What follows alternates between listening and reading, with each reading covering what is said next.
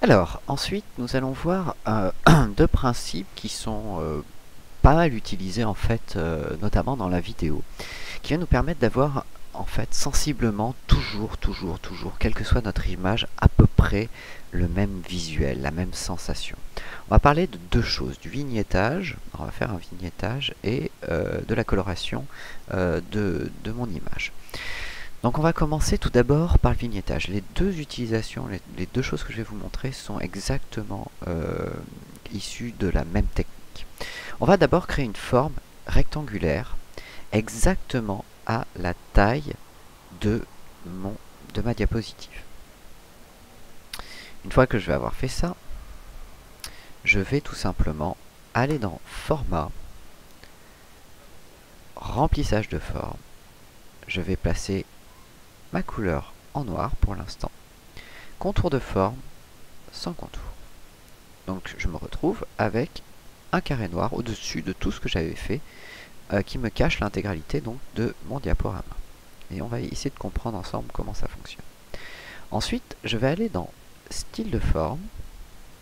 Et dans Style de forme, ici, je vais aller tout simplement dans Remplissage. Donc, option de la forme, pardon. Remplissage. Et là, je vais prendre Remplissage avec dégradé. L'idée, donc vous avez trois pipettes. L'idée est très simple. La première pipette va être de couleur blanche. La seconde pipette, on va la supprimer. Pour ça, il suffit de la cliquer dessus et de la tirer vers le bas. En cliquant dessus, en tirant vers le bas, elle se supprime de mon dégradé. Et dernière pipette au noir. Si on regarde un petit peu ce qui se passe, ça va nous donner un dégradé.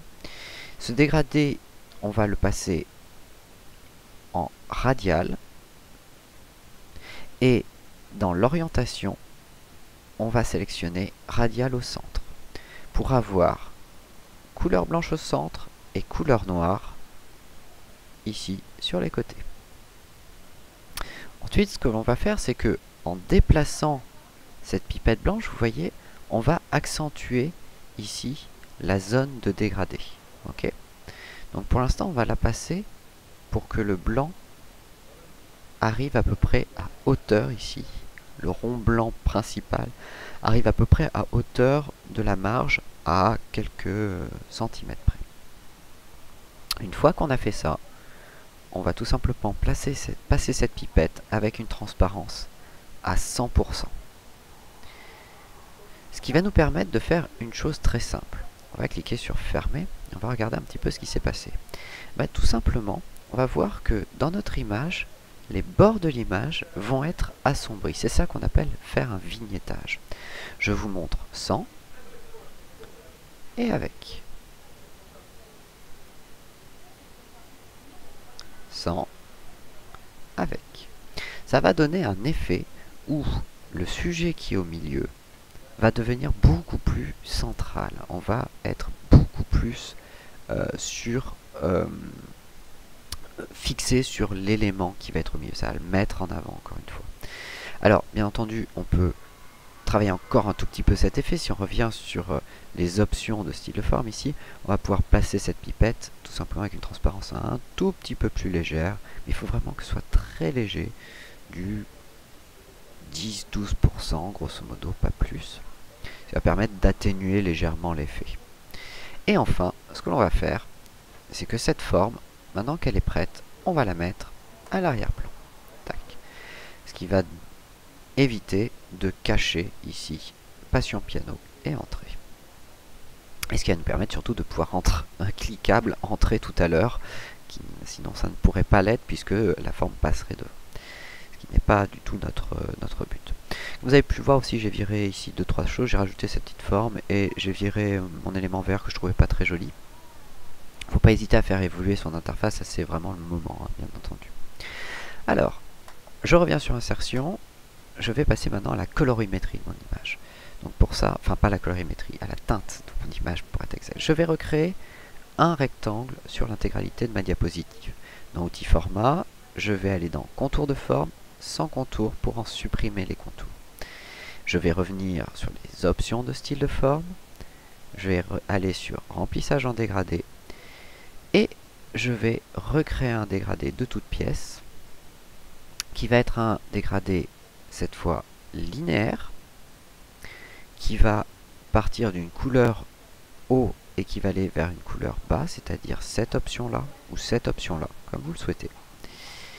Et je vais choisir une première couleur qui va être la couleur par exemple verte et une deuxième couleur qui va être une couleur bleue. Ce qui va me donner, vous voyez, une teinte spécifique. Cette teinte pour l'instant elle n'est pas arrêtée, c'est juste pour vous expliquer un petit peu comment ça fonctionne. Je clique sur la première pipette et je rends cette couleur très transparente, vraiment du 90%. Je vais faire exactement la même chose avec ma couleur bleue. Et comme vous pouvez le voir, j'espère que ça se voit bien à la vidéo, ça va me donner une légère teinte à mon image.